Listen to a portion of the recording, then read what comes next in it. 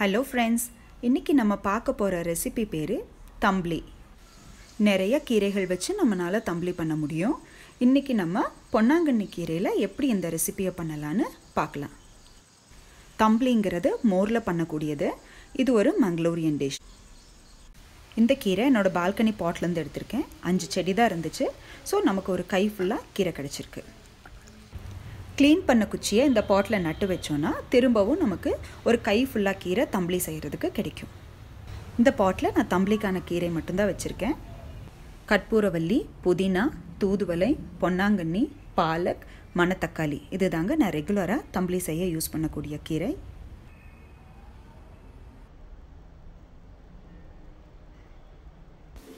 கீரையை நல்லா வாஷ் பண்ணிக்கோங்க. இந்த கீரையில் நிறையா மண் இருக்கும்.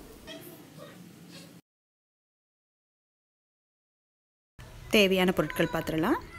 பொன்னாங்கண்ணி கீரை தனியாக யூஸ் பண்ணும்போது மணம் இருக்காது. அதனால கூட கற்பூரவள்ளியும் இஞ்சியும் யூஸ் பண்ணுறோம். தேங்காய் 2 டேபிள் ஸ்பூன், மிளகு 1 டீஸ்பூன், ஜீரகம் 1 டேபிள் ஸ்பூன் எடுத்துக்கோங்க. 1/2 லிட்டர் பவுல் எடுத்துக்கலாம். நம்ம எடுத்துருக்கிற பொருள் 1/2 லிட்டர் மோருக்கு கரெக்டாக இருக்கும். தேவைப்பட்டால் நீங்கள் பொருளை ஜாஸ்தி பண்ணிக்கலாம். இந்த பதத்தில் நல்லா கடைஞ்ச மோர் எடுத்துக்கோங்க. வெண்ணெய் எல்லாம் எடுத்துட்டு அந்த மோரை மட்டும் நம்ம இதுக்கு யூஸ் பண்ணிக்கலாம். கொஞ்சம் உப்பு சேர்த்துக்கோங்க. நம்ம எடுத்துருக்கிற கற்பூரவள்ளி இலையை பொடியாக நறுக்கிக்கலாம். அதே மாதிரி கீரையும் கட் பண்ணிக்கலாம். ரேண்டமாக கட் பண்ணால் போதும். இப்போ செய்முறை பார்க்கலாம். ஒரு கடாயில் வெண்ணெய் 1 டேபிள் ஸ்பூன் சூடு பண்ணிக்கோங்க. மிளகு, சீரகம் 2ம் போட்டுக்குங்க. ஒரு 1/2 நிமிஷத்துக்கு கம்மியாக ஓட்டி விட்டுக்குங்க. கட் பண்ணி வச்சுருக்கிற இலைகளை உள்ளே போட்டுக்கலாம். அடுப்பை சிம் பண்ணிக்கோங்க. 1 நிமிஷத்துக்கு கம்மியாக நல்லா வதக்கி விட்டுக்குங்க. இப்போ நம்ம தேங்காயை ஆட் பண்ணிக்கலாம். இதையும் ஒரு 30 செகண்டுக்கு வதக்கி விட்டுக்கலாம். ரொம்ப வதக்கிடாதீங்க. இலை பச்சையாகவே இருக்கணும். அதை மட்டும் பார்த்துக்கோங்க. ஒரு ஜாரில் ட்ரான்ஸ்ஃபர் பண்ணிக்கலாம்.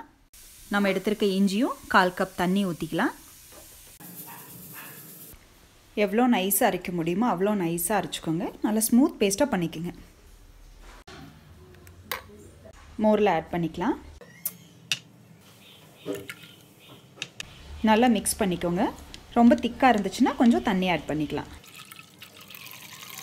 இப்போ தாளிச்சிடலாம்.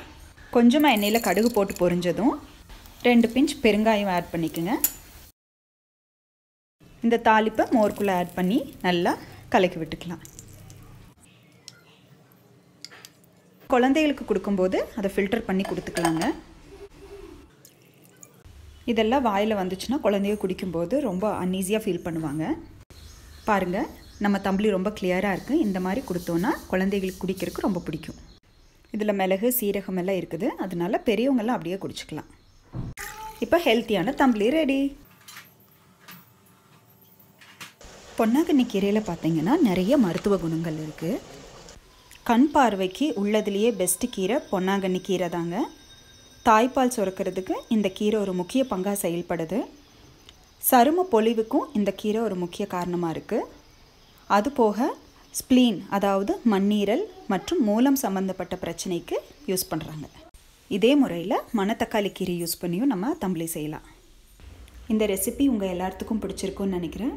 இது போல் இன்னும் ஹெல்த்தியான ரெசிபிஸ் பார்க்கணுன்னா என்னோடய சேனலை சப்ஸ்கிரைப் பண்ணுங்கள். பாசிட்டிவ் ஆர் நெகட்டிவ் உங்கள் கமெண்ட்ஸையும் ஷேர் பண்ணுங்கள்.